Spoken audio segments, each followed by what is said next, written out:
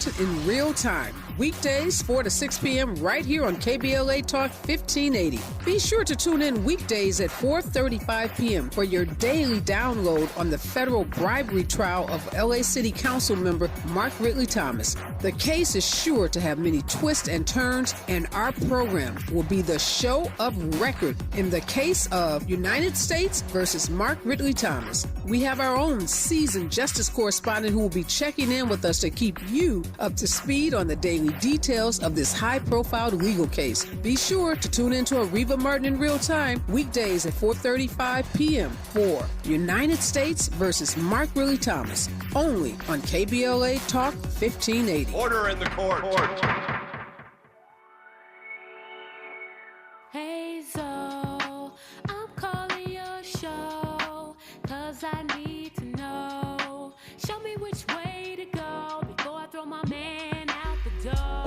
Okay, hold on a second, Keisha.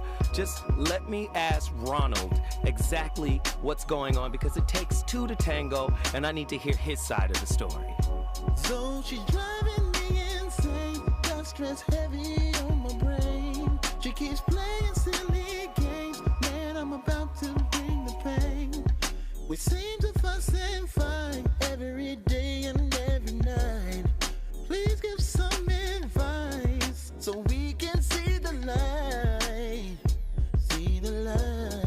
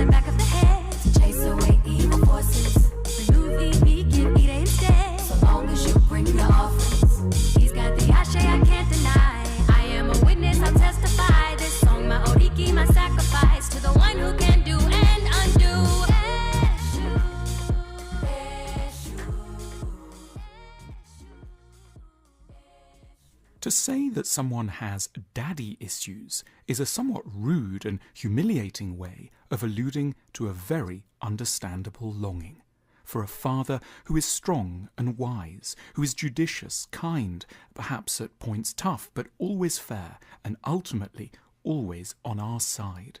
It would be so understandable if we were to feel we wanted someone like this in our lives, especially at moments of confusion and chaos. The longing for a strong father has been a recurring theme throughout history. Most religions have conceived of their central divinities as male parents. In ancient Greece, Zeus was described as the father of men and gods. In Christianity, God was the heavenly father. In Germanic mythology, Odin was the All-Father, the father of all other gods. The longing has been no less present in secular culture. In the US, the individuals who led the War of Independence and drew up the Constitution came to be known as the Founding Fathers. Garibaldi, the dignified and authoritative man who fought for the unification of Italy in the 19th century, earned himself the title of the Father of the Fatherland. In early childhood, we are all immensely weak and in need of protection. We can't understand the world. We're so fragile, we could be killed by a moderately sized dog. So much feels mysterious and outside of our control. A hunger for a daddy is, in the circumstances, wholly natural. A grown man inevitably and rightly seems immensely impressive to a small child. They appear to know everything: the capital of New Zealand, how to drive a car, how to say a few words in a foreign language, how to peel an avocado.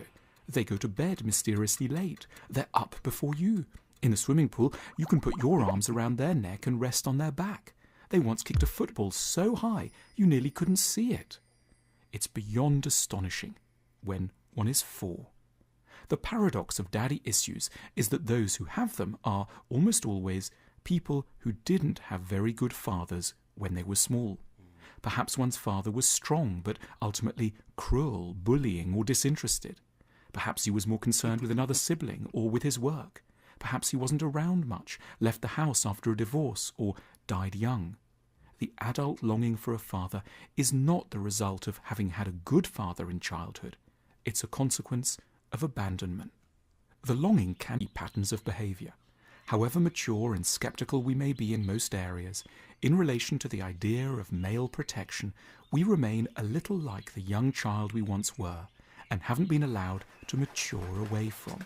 We secretly yearn for a man to step in and fulfill an unquenched fantasy role. They'll take charge, they'll make the big decisions, they'll be tough and certain to make our problems go away. They'll make sure the money side of things is sorted. They'll get angry and aggressive with anyone who hurts us. They'll be proud of us and love us as we are. We'll be looking out for daddies in friendships, at work, and, not least, in politics. The danger is that these daddies may, in the end... Whoa! Today is about to be crazy. Ladies and gentlemen, it's Monday. The voice of reason has returned to KBLA Talk 1580.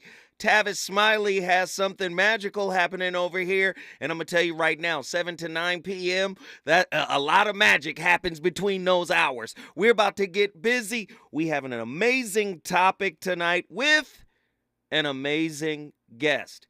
But this person is more than just a random guest. This person is a friend. This is somebody that I've been rocking with since the days of Jamie Foxx's Foxhole Radio on Sirius XM satellite. We have been friends ever since. And I'm just really excited that he was able to tap in. Before I bring him in, let me tell you a little bit about him. Dr. Mark Goulston, author of the international best-selling book, Just Listen.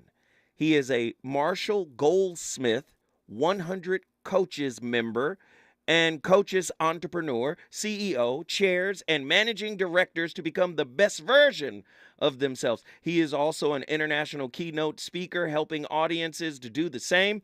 Originally a UCLA professor of psychiatry for over 25 years and a former FBI and police hostage negotiator trainer, he trains negotiators. Dr. Mark Goulston's expertise has been forged and proven in the crucible of real-life, high-stake situations. He is the author or co-author of 9 books, with his book, Just Listen, being translated into 28 languages and becoming the top book on listening in the world. In the world. Okay, cool. Just wanted to make sure I said in the world. The #1 book on listening in the world. He is the host of the highly rated podcast, My Wake Up Call, and the co-host of Out of Our Minds and In Your Space on Twitter Spaces, which is a mashup of creatives and thinkers. This is my brother, my friend, former co-host of the So What Morning Show, Dr. Mark Goulston. Welcome, my brother. So how am I supposed to live up to all that? Hey, man, everybody's been asking me, where's Dr. G? When is Dr. G coming on? So now's the time, brother. Now's the time. Well, I am glad to be on because we are like brothers, and I am honored to call you. I'm honored to call myself your friend, and I'm glad to be on, and especially with this topic. Right out of the gate, though, one of the things that I'm telling people to do, or suggesting they do, I watched this documentary that's nobody's seen on Mr. Rogers. It's called Mr. Rogers and Me. It's none of the famous ones. and someone did a documentary. And one of the things I took away from that is what he said was, be deep and simple as opposed to shallow and complex. Because when you're deep and simple, people can wrap their hands around it. When you're shallow and complex, meaning you're all over the place, it's too complicated, and people smile like deers in the headlights and don't do anything. So I want to start out with something that will lead into my view of the daddy issue. Might I do that? Absolutely, brother. Go ahead. So this is something you and other people might want to write down. And I'm a psychiatrist, so I've tried to simplify what is mental and emotional strength. And here's the definition. And I'm actually doing a pilot program with the military and veterans built on this single definition. Mental and emotional strength is your ability to modify your immediate internal reaction to anything life throws at you so that your response to it in your mind and back out at life is constructive instead of destructive. And part of what a daddy and a mom are supposed to do is they're supposed to be able to do something that helps you to modify your internal immediate reaction to whatever life throws at you so that you can take the hit without doing something destructive to others or yourself, and then be able to somehow pause and choose a response that works. So I want to give you an example from the sports world. It's one of my favorite examples. In 1997, Tiger Woods is playing in the Masters tournament as a pro, his first time there as a pro, and he shoots 40 on the front nine, which is not a good score. And he had a good relationship with Earl at that time, his dad. And Earl was not an absent father. He was not an abusive father. He's what I would call a loving teacher, mentor, coach. And so what happened is when you have that kind of father, a teacher, mentor, coach, and you internalize it, it allows you to reach inside when you hit adversity and take the hit. So he goes back to Earl after 9 holes and he says, I don't know what's happening. The wheels are spinning off. And so what happened is Earl listens to him. He takes the hit with him. He pauses and he says, Tiger, you've been here thousands of times before. Just go out there and do what you need to do. And Tiger shoots 18 under par for the remainder of the tournament, which has never been equal until a couple of years ago. But even then, Dustin Johnson didn't shoot 40 in the front nine. So I think that's a great model. That what happened is Tiger has been able to turn inward and come up with what champions come up with, which is heart. Steph Curry has a lot of that from his family. When he reaches inside, he comes up with heart. And heart is different than anger. You know, when life throws something at you and you come up with heart, you end up with focus and determination. But when you don't have that, you end up angry. So is any of that making any sense to you? It's making a lot of sense. Ladies and gentlemen, you're listening to the Voice of Reason. His good friend, Dr. Mark Goulston, is on the line. My goodness, did you hear what he said? Fathers teach you how to take a hit, and they also take the hit with you. Oh, Lord. Oh, geez. Listen, can you explain to us really quickly, before we come to our first intermission, can you explain to us, Dr. G, what exactly is a father wound? What exactly is it? So a father wound is usually passed on by a wounded father. And so what happens is when you step out into the unknown, which we're all doing all the way through life, from first breath, from walking, crawling to walking, we're always stepping out in the unknown. And when we fall down, we look back at our parents, and what we want from them is that Earl Woods response, which is a teacher, mentor, coach that looks at you that says you can make it through this. So you're there playing t-ball or you're playing football or whatever, and you fall down and you look over at your parents and they're not, babbling on their cell phones. They're focused on you. They're not just showing up to talk to other parents and ignoring you when you fall down and hit a home run. And so you look over at them when you fall down, and that look says, am I going to be okay? Mm-hmm. And because of that relationship, you can just smile at them with a smile that says, you're going to be okay, hang in there. Or if you get a home run, they look at you and say, did I do good? And you smile at them with all this pride. But if you look at them, and first of all, they're not there because they didn't show up, or they get angry at you, or they get angry at someone else, which isn't going to help you, that's not very good to internalize. But wounded fathers aren't able to give you what they never got. So does that make sense? Yes. Ladies and gentlemen, you're listening to the Voice of Reason on KBLA Talk 1580. When I come forward, more with the amazing Dr. Mark Goulston, Daddy Wounds. Reasons. The reasons that we're here, the reasons that we fear, our feelings won't disappear. You're listening to the Voice of Reason with Zoe Williams on KBLA Talk 1580. Our Weekly Los Angeles is the largest audited black newspaper in the state of California with a distribution of over 50,000 copies weekly. Pick up a copy every Thursday to get the latest news on African American communities of LA. You can also keep up with what's going on in Los Angeles and surrounding cities by going to www.ourweekly.com. The Our Weekly website is updated daily with the current news about us and for us. For your advertising needs, Our Weekly offers economical advertising packages to fit your budget. Feel free to call Our Weekly Los Angeles at 323-905-1300 or visit the website at www.ourweekly.com. Our Weekly Los Angeles, reporting news that matters to you. KBLA Talk 1580 celebrates Women's History Month, spotlighting women leaders in our community who are creating positive change. This KBLA Women's Leaders Series spotlights Tina Sims. Please meet Tina Sims. Tina has been with Walmart for 10 years when she started as the department co-manager. To truly understand the culture of Walmart, Tina was asked to be placed in a role where she could learn the day-to-day business as a leader and to understand the people segment of the company. Tina was promoted to co-manager in a $100 million store and placed as the overnight co-manager.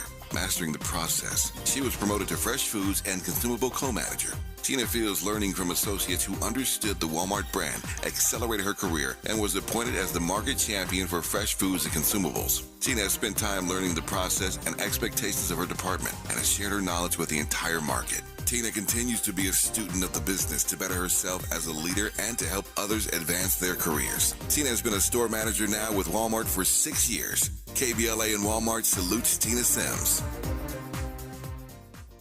Is child support taking your money? Did you know that states receive $500 million a year in incentives to put people on child support and find them guilty in those same state hearings? Log on to childsupportersfraud.com for more information. KBLA Talk 1580. We've got a lot to talk about. KBLA Talk 1580 joins you in standing for education as a right, not a privilege. Charles R. Drew University of Medicine and Science is a private, non-profit, community-founded, student-centered university committed to cultivating diverse health profession leaders who are dedicated to social justice and health equity for underserved populations. CDU does this through outstanding education, clinical service, and community engagement. Recently, Charles Drew University made history by opening only the 5th medical school at an historically black university. Congratulations, South LA, and congratulations to the Dean of the medical school, Dr. Deborah Protho-Stith. CDU is now training doctors and providing $90 million in annual economic benefit to Watts and surrounding neighborhoods. To apply for medical school, get more information, or sign your child up for the Junior Doctors Saturday School program, visit cdrewu.edu. That's cdrewu.edu. At KBLA, we are dedicated to equity in education and ending healthcare apartheid, and we don't black down. This is a community call to action from KBLA Talk 1580. You know you want some more. It's the Voice of Reason with Zoe Williams on KBLA Talk 1580.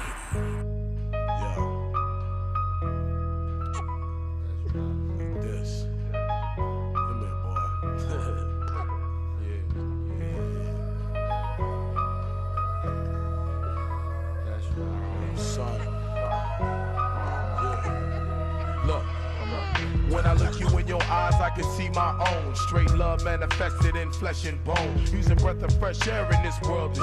You was born to be a soldier, don't ever forget. Hit back when hit. Use force that's effective. All these women, son, please be selective. This is California, can't stick your in everything. We will survive necessarily by any means. Let no man ever hold you down or suppress you. It's the 90s, the police just arrest you, disrespect you. On occasion, take life. By the time you come of age, they probably on sight. It's a shame they protect them, but try to serve us. When your neck is on the line, stand grounded. In God we trust, but just in case, keep it loaded. Ladies and gentlemen, the Voice of Reason, back in the building on a Monday. You already know what it is. I come with the difficult discussions here on KBLA Talk 1580. This is the Voice of Reason. I am him, Zoe Williams. You know how we do. Tonight's topic is a doozy. How does the father wound affect our adult relationships? My good friend Dr. Mark Goulston is in the building right now, and we're discussing this father wound issue. What is a toxic father wound? How can our daddy issues distort/corrupt our relationship expectations? How does the father wound affect us overall as adults? Can a father abandon us while still being present in our lives? True or false? Father-wounded women have self-esteem issues. True or false? A good father leads his children by leading with his flaws. 1-800-920-1580. What's crazy, Dr. Goulston? Somebody by the name of Paul has called in. He's a restaurant owner, and he says he's your friend, and he would like to say hello. Would you like to say hello to Paul, Doc? Sure. All right, Paul, get in here. Oh, shoot. Hey, Zoe, great job. Love listening to the show. Mark, it's Paul Tyler from John O'Groats. Paul? Oh. Yep. Now, Paul, okay. Paul had a great a dad who founded John O'Groats, this great restaurant in West L.A., still going strong right near Rancho Park. But can you talk a little bit about your dad and how he believed in you, how he supported you, how he allowed you to try some of those kind of crazy adolescent things you were going to try, and he was there for you? Because you had a great dad, and he had a great son, and I think it's added to your restaurant being this iconic restaurant in West Los Angeles. Well, thanks, Mark. It means everything in the world for you to say that to me right now. I will say this. I became a friend of the station in Tavis a little while back, and we've been hosting the Office of the Week for a little bit, and I listen to the station every once in a while. And yeah, my dad's the person that taught me how to be a man. I had this honor the other day bestowed upon me by this organization near my home, and I had the opportunity to talk about the influence my dad left on me. And he was, you know what? He was my stepfather. And and as my mom will always say, any man can be a father, but it takes a special man to be a dad. Absolutely. And that's who he was to me, man. He just, he came to all my football games. He paid for me to go to a great university and a great high school. He sacrificed a lot for us. He worked 80 hours a week. He taught me the value of working for my family and taking responsibility. He came into our lives when we needed him most. My mom was a single parent. She was basically a mother lioness, and we were her cubs. And he came into our lives, and he raised us. I have an older brother, Carl. If you remember, he's quadriplegic. Mark, he started the restaurant with my mom. It was just a 20-seat counter. they worked hard, and they built a foundation for me to create something bigger on. And that's the platform I have to be able to communicate with my friends here at KBLA and other avenues of my life to help other people. And he showed me that. This is the most incredible thing that I get to talk about my dad on the radio. Man, Paul, we appreciate you, man. We appreciate you Paul, sharing. Can you give an example of how he taught you values by example, by words, by being so dedicated and devoted to you and your mom? Can you give an example? Oh, gladly. He would come to every one of my football games when I was in high school. And he had another restaurant before he married my mom, and unfortunately he worked so much he didn't get to know his other family. And he decided that when he married my mom, that he and she were going to be a part of our lives. And they opened the restaurant for just breakfast and lunch so they could be at home at dinner with us, to raise us, to be a part of our lives. And he, up until he was 90 years old, he basically worked, or 89, he would come into the restaurant, and at this point I'd already taken over the business, and he allowed me, he was egoless. And I say that because, when you have a business and you want to run that business, you want things done your way. And he allowed me the creativity to grow the restaurant to what it is today. And he looked at me one time and he says, I know this is your restaurant, but I'm going to tell you what I think. And I thought that's the most invaluable asset that I have is his knowledge. Wow. And his love. Wow. His love. He loved my mom. I feel his love every day, though. Now, 5 years after his passing, he left an indelible mark on my family and myself. And one that I have been able to leave on my kids and my wife and my family. Wow. Paul, it's interesting. Hold on, Doc. Paul, we appreciate you, my friend, for calling in and sharing your testimony. Means a lot to have a stepfather. When we come forward, we're going to jump back into our discussion with Dr. Mark Goulston. Paul came in and testified about fatherhood and the positive impact it can have. When we come forward, more from Dr. Mark Goulston on The Voice of Reason. Run the streets so long, then the streets run you into the ground and gone. Kind of rough trying to teach you what's right from wrong. Same different day, it's the same old song. If the time ever comes that I meet my match, get control of my assets, starting from scratch. Take care of your mother, keep yourself on track. Just cause niggas get behind you don't mean they got your back. Beware of the serpent. He's on fire tonight. It's The Voice of Reason with Zoe Williams, exclusively on KBLA Talk 1580. I'm Julius White. Here's the latest from the Black Information Network. With 8 days before the Chicago runoff election, African-American Brandon Johnson is rallying support for his campaign. Perry Williams has more. Reverend Al Sharpton appeared at New Mountain Pilgrim MB Church and defended the Cook County Commissioner's stance on public safety. Brandon, you talk about that on my show, and they try to put that on. We are not the defund the police. We are the define the police. Well, money has become more important to Americans in the last 25 years, while patriotism and other values have become less important. Now, according to a Wall Street Journal poll, 43% of Americans say money is important, compared to 31% in 1998. By contrast, the importance of patriotism dropped from 70% of Americans in 1998 to only 40% today. I'm Julius White on your home for 24/7 News, the Black Information Network, and BINnews.com.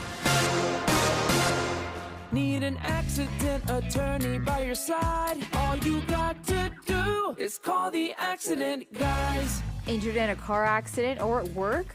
Call the accident guys to speak with a real expert attorney for a free consultation. What are you going to do? Tell me I'm the boy that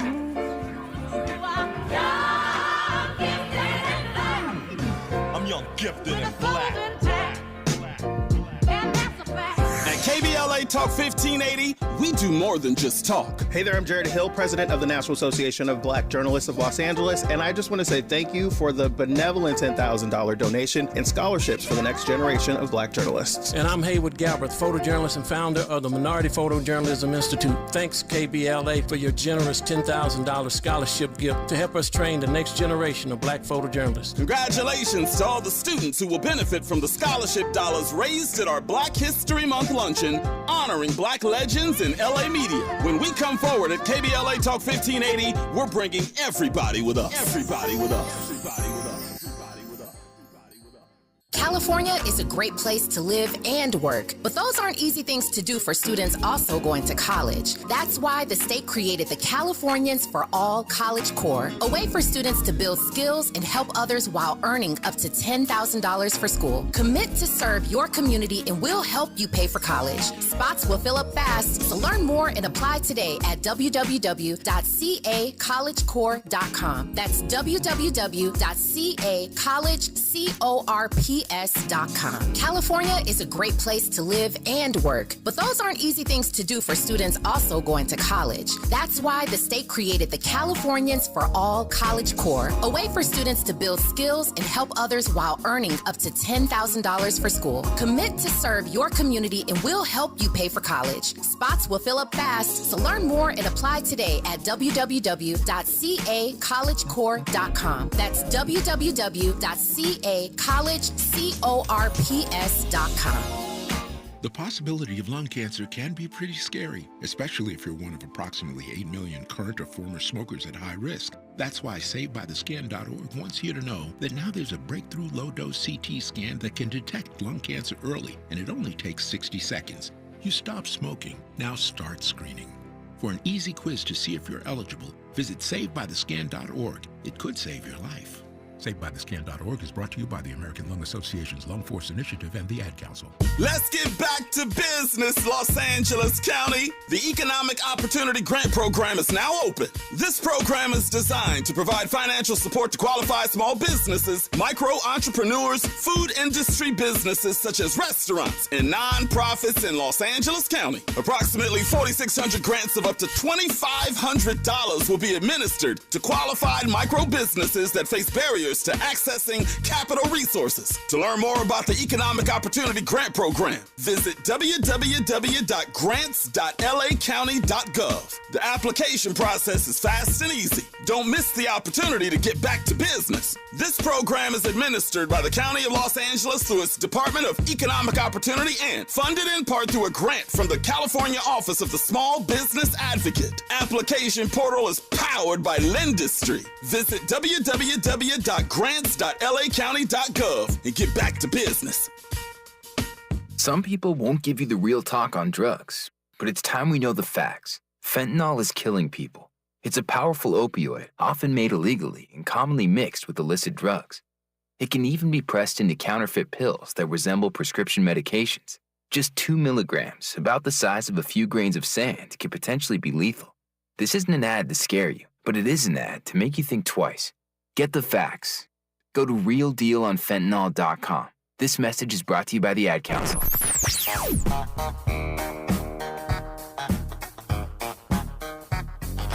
This is KBLA Talk 1580.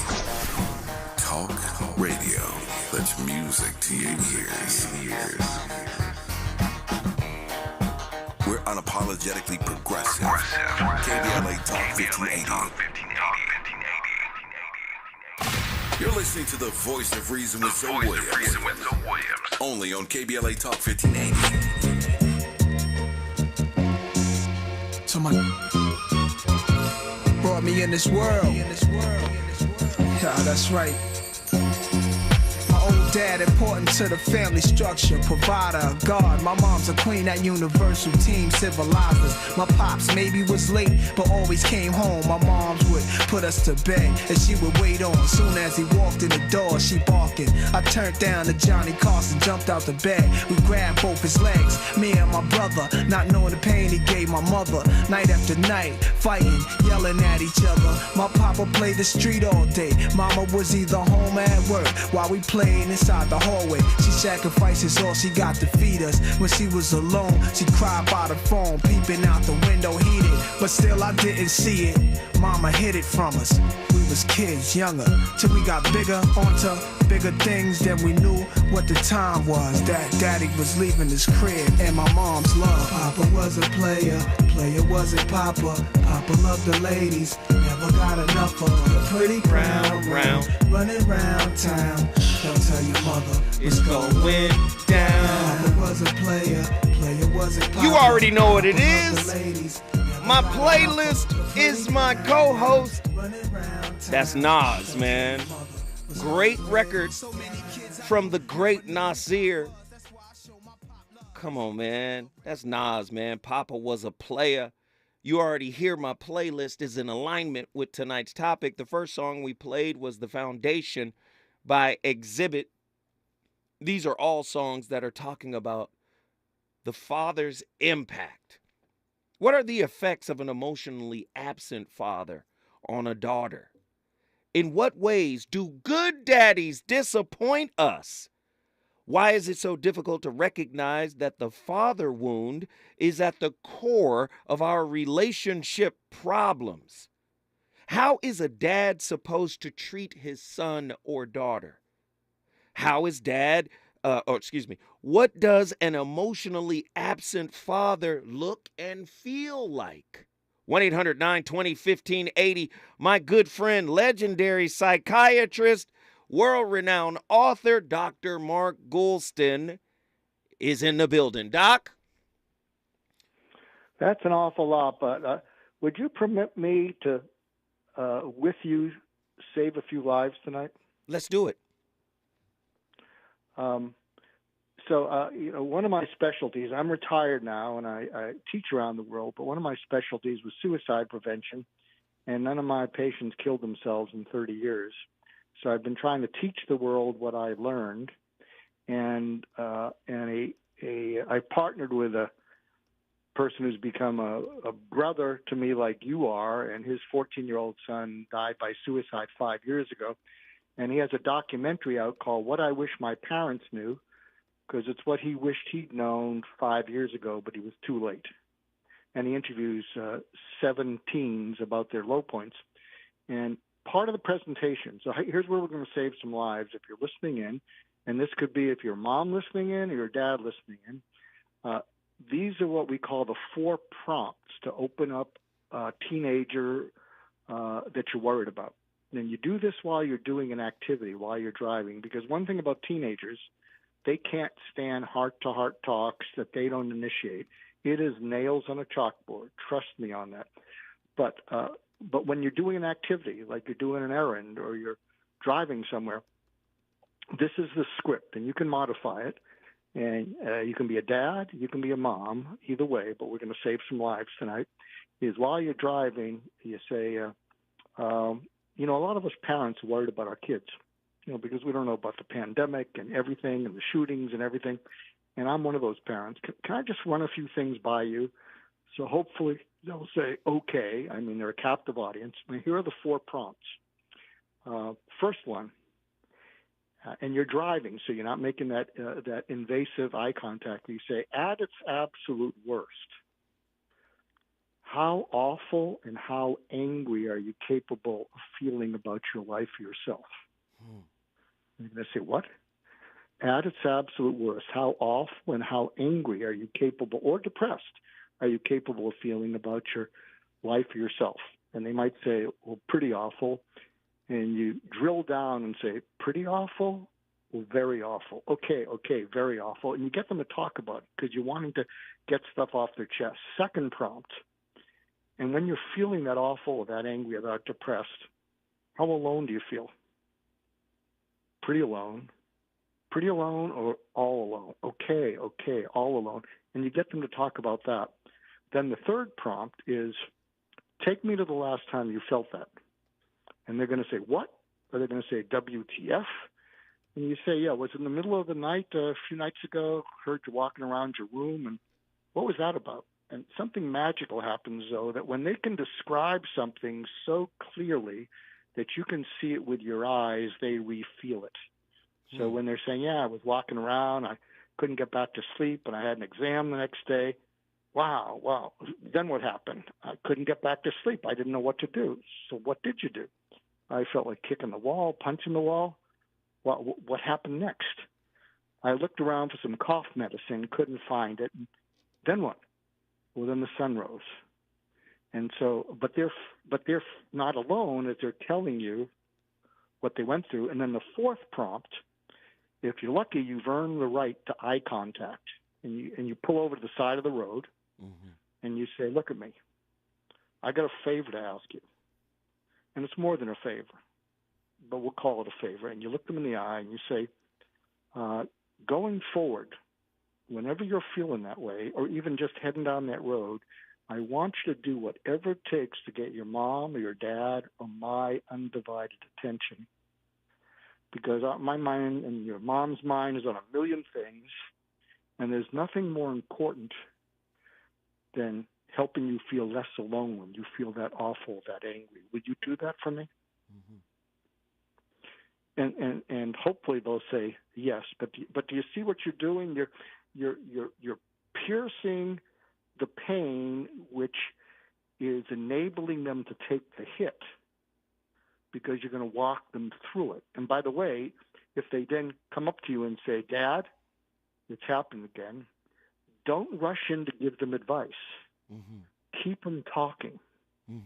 And if you're lucky, by the way, if you keep them talking and they start to cry, that's good, because they're feeling relief, because it's off their chest and they're not alone. So don't either get scared that they're crying or yell at them, man up. You want to drain the abscess, and you might actually save a life. Wow. And crying is part of draining the abscess. It's almost like you're embracing their tears, and you're allowing them the safe space to be able to just really express. You said something that was quite profound, and that was earned their eye contact. Can you talk more about the process of earning eye contact?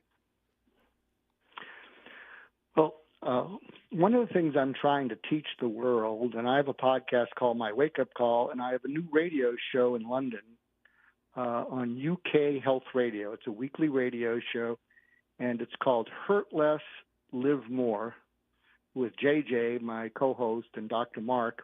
Because one of the things that we believe is happening, and you tell me if you think it's true, we think the world has a global phobia against feeling hurt or fear, and instead it runs to coping mechanisms like drinking, eating, fentanyl, getting angry, road rage, that make it worse. Right. And then what happens is there's a cumulative buildup of all this hurt and fear, and when you can actually share it with someone who can hear you all the way through and enable that to come out, what happens is you cry with relief. Does that make sense to you? Yes, absolutely. Absolutely. Go ahead, Doc. I'm with you. We are listening to you intently, good sir. Well, something that I learned to do, and I think, and the reason we're doing this show with you and the show in UK Health Radio, Hurt Less and Live More, is, and you've probably known this about me, Zoe, and this is why we're close, amongst other reasons. I listen completely for hurt, and my purpose is to alleviate it. So I don't listen to make someone rich or successful. There's lots of people that do that. And when I'm with people and I'm listening to them, if I pick up something is bugging them, and there's always something bugging someone, I'll just pivot from whatever we're talking about, and I'll say, can we put a bookmark on what we're talking about? Because there's something more important that's bugging you. What is that? And I'll be unrelenting. And they'll refuse, and I'll say, I'm sorry you said that because now it's screaming at me to be heard. So what is it that's eating away at you? And what happens is they start to share it. And when they share it, they start to kind of calm down. They feel some relief. And that's how I live in the world, and that's what I'm trying to teach the world, is that if you listen for hurt and fear in these stressed out times, it's always there. And if people feel you listening for their hurt and fear without judgment, and you know that when they're able to express it, they're going to feel better. Now, this is powerful. Yeah. This is powerful. Hold on. Listen for hurt. Because a lot of people, this is the first time they've ever heard that term. How exactly does one tune their ears to listen for the hurt in what someone is saying? Because sometimes people don't recognize you're hurting. Sometimes people don't project their pain, even though the pain is there. You'd have to see something demonstrative like tears or something like that. How does one dial in and tap into someone's hurt while they're listening? Well, there's something I learned from a friend of mine who was the COO of the Marines in the 90s. And we were involved in a transition program from 2007 to 2008 and for transitioning Marines. And he taught me the magic of something called the 5 realies. And so what these Marines valued most was their one-on-one time with General Marty Steele, my friend. Mm-hmm. And when he'd be speaking to them, he'd say, "Marine, how you doing?" "Well, it's different being an active duty and home. It's different." "Yeah, I understand that, but what's really going on?" "Well, people at home, they don't get what it's like when you've been in a war zone. And it's real, kind of stressful." "Well, I understand that, but what's really going on?"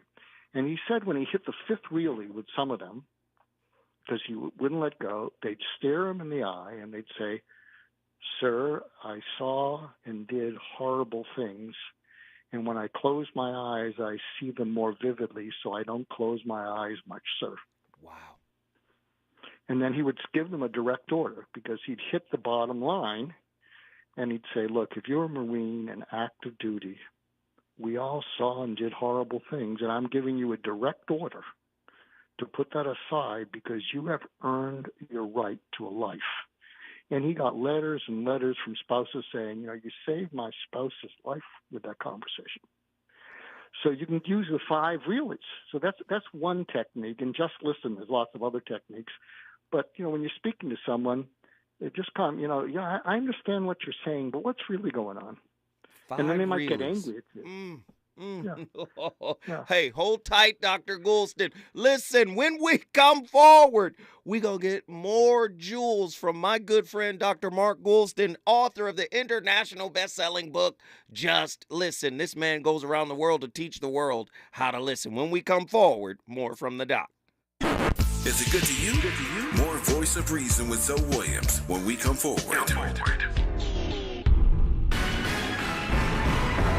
Women are taking up space in the political sphere, but black women still have yet to really make their mark. This is Maisha Cairo with your K-Black Minute News, brought to you by Lendistry. Story courtesy of CaliforniaBlackMedia.org. On International Women's Day, the Public Policy Institute of California held the Women in California's Legislature Luncheon. Assemblymember Tina McKinner from Inglewood headed to Sacramento to sit on the panel. The woman-led panel discussed California's future and their essential roles in shaping governmental policies. This year's class of legislators held the largest number of women in state history, with 18 senators and 32 assembly members. And although black women are 8% of the 15% population of women in the country, they only fill 300 of the 7,000 state legislature seats across the U.S. McKenna made sure to emphasize the importance of this event and of women in color in politics, stating women bring diversity to the table due to the ways we take care of our families. I'm Maisha Cairo, and that's your K-Black Minute on KBLA Talk 1580. thanks to our new sponsor, Lendistry. Lendistry is a national Black-led small business lender that is headquartered in Los Angeles. Lendistry helps small business owners access the affordable capital needed to grow. Visit Lendistry, LENDISTRY.com/KBLA today. Mom's early Alzheimer's diagnosis was hard to take. And when I left the oven on, we decided together that it was time to see a doctor and make a plan. Early detection gave us more time to seek out information and support as a family. If you or your family are noticing changes, it could be Alzheimer's. Talk about seeing a doctor together. For more information, visit alz.org/time to talk. A message from the Alzheimer's Association and the Ad Council. It's getting hot in here. KBLA Talk 1580 is apparently the talk of the town. From the LA Times to our talk radio competitors. Hey, there was a story in the LA Times about Tavis Smiley. Now he is back with his own radio station, KBLA, black-owned and oriented towards the black audience. So, Mo, considering your knowledge of Tavis and his audience, what's your take on this? Well, I think in a general industry sense, I think it's always good when there are more outlets, there are more talk radio, there's more voices and representation. At that point, I think talk radio had been too homogenous for too long. Real quickly, is it going to succeed, yes or no? I think it's going to succeed. You think? There's a new sheriff in town. We're KBLA Talk 1580, and we don't black down.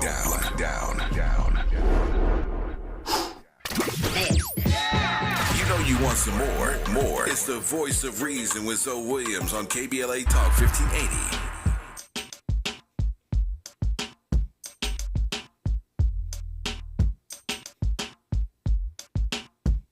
Hey, yo, be a father.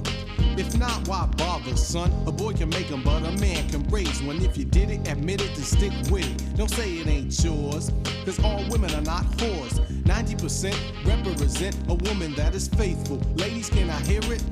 When a girl gets pregnant, her man is gonna run around. Dissing her for 9 months when it's born, he wants to come around. Talking at him, sorry for what I did.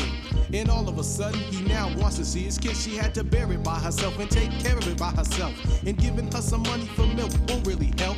Half of the fathers with sons and daughters don't even want to take them. But it's so easy for them to make them. It's true, if it weren't for you, then the child wouldn't exist. After a skis, there's responsibility, so don't resist. Be a father to your child. Ladies and gentlemen, brothers and sisters, friends and family, the voice of reason returns with his playlist. Please don't forget, my playlist is my co-host. This classic record from 1991, Ed O.G. and the Bulldogs, Be a Father to Your Child. Tonight's topic is about fatherhood, the fatherhood wound, the father wound, right? How is a dad supposed to treat his children? Can you be a provider, right, when it comes to material things, money, backpack, shoes, clothes, food, shelter, the whole 9 yards, but be emotionally absent? What mental health issues are caused by the absent father? What is the spiritual meaning of the father wound? What might having an angry or emotionally distant father, how might that impact his relationship with his daughter or his son? Oh, man, we're on fire tonight. Dr. Mark Goulston is on the line. Dr. G, get back in here, brother. I'm going to share a wound that I healed with my dad 25 years after he died. Can I share that with you? Yes, you can, brother. I collect quotes, and there was one quote that knocked every other quote that I'd ever collected off the table, and I got it from a Dr. Shawnee Duperon. She's in Toronto, and she founded with Desmond Tutu Project Forgive. And her quote, you better write this one down because it's a game changer, is forgiveness is accepting the apology you will never receive. Ooh, that is at the core, daddy issues. Oh, Lord. Oh, yeah. And she told me that. My head almost fell off. And then my dad died in 1995. And he could be a little on the critical side. And I realized that he was critical mainly out of fear, whether he could provide for the family, and he did the best he could. But when it came out, he could be critical, and I didn't know it was built on top of fear. And one of the things that he used to say, because as you know, I'm a little bit, I'm somewhat creative in my thinking, but my dad was not a creative person. He was a numbers person. Mm-hmm. And whenever I came up with something wacky, and I've been doing that all my life, he would say to me, what makes you think you know anything about anything? A real put down. And I took it as a put down. And so when I heard that, forgiveness is accepting the apology you'll never receive, this is what I imagine him telling me, which I swear he would feel from where he is hopefully resting in peace. He said, remember when I used to say, what makes you think you know anything about anything? I was talking about myself. And I know a lot about numbers, but there's a lot about life that I didn't know. And it kept me distant from your brothers and you and from your mom. And I'm the one who missed out. And whenever you came up with something creative, it made me feel scared because it was something I didn't understand. And when I said that to you, I was talking about myself. But what you have done with your life, the lives you have touched and saved, I don't deserve you as my son. And I'm sorry. And I'm just prouder of you than you can imagine. And here's what I realized with this amazing apology. What I realized is that he would say that to me, and I realized I owed him an apology to make it full. And I said, I owe you an apology. Even though I should know better, I've had a chip on my shoulder. I've held a grudge. And I should have known this. I mean, I'm the shrink in the family. And I should have known better, and I didn't. And I apologize for holding that against you. And you did the best you could. You never beat us. You weren't an alcoholic. You were decent to my mom.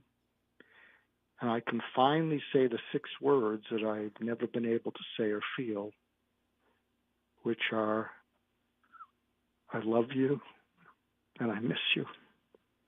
My God. Hey, man. Hey, listen, Doc, hold tight, man. We need a moment.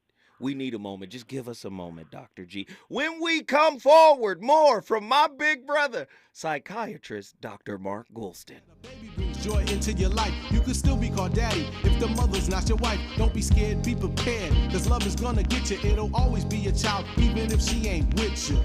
So don't front on your child when it's your own, because if you front now, then you'll regret it when it's grown. Be a father to your child.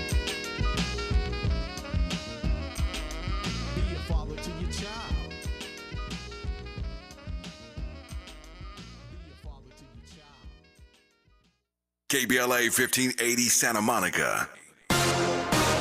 I'm Julius White. Here's the latest from the Black Information Network. With 8 days before the